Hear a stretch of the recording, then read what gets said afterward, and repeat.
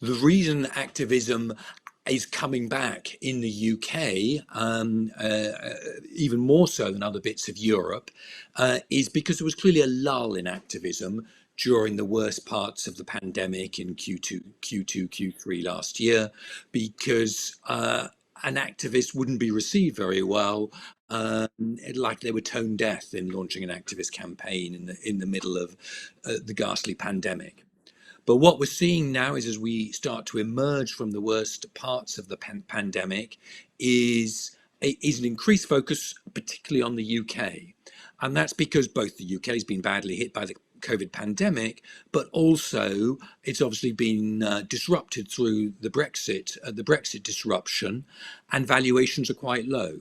So activists, particularly from the US, are seeing there's rich pickings. There's companies are undervalued, and if they can take a stake, get the company to realize the true potential that it has, there's a lot of value to be created in the share register.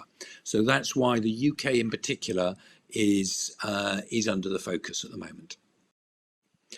So the G bit has always been a key part of activism, where many activists, maybe as tactics as much as anything, have looked carefully at board members' tenure, their diversity, some of those sort of aspects, so as to attack the board if they feel that the board isn't performing well. What we're seeing is quite a strong shift towards the E and the S parts of it. You see that with the supply chain type discussions which are going on with some of the clothing retailers. And on the E side, I mean, look at the campaign which has been launched by Engine One and no less a body than the Church of England around Exxon in the recent month.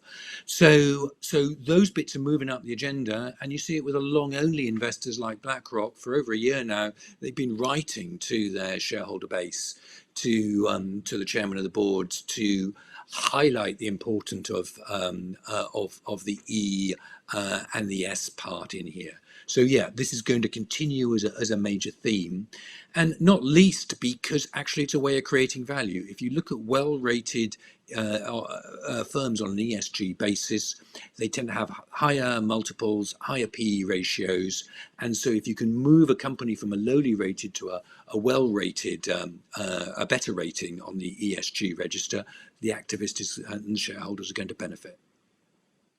So we see continuing, as we see, it's coming back from the low points.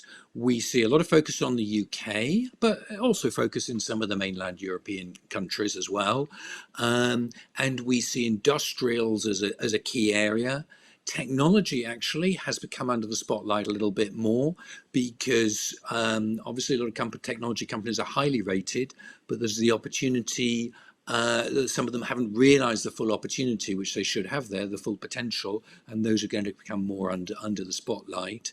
And the other area we'd highlight is that retail has really gone too far. So there's less activity on retail because a lot of it is in so much in the doldrums. Activists like to focus on companies which are good and could become great, rather than ones which in very difficult times, and it's difficult to see their way through that. So maybe a little bit more on the consumer products, and there are several campaigns around there, but less on the retail, the industrials, and the technology sectors that I'd pull out.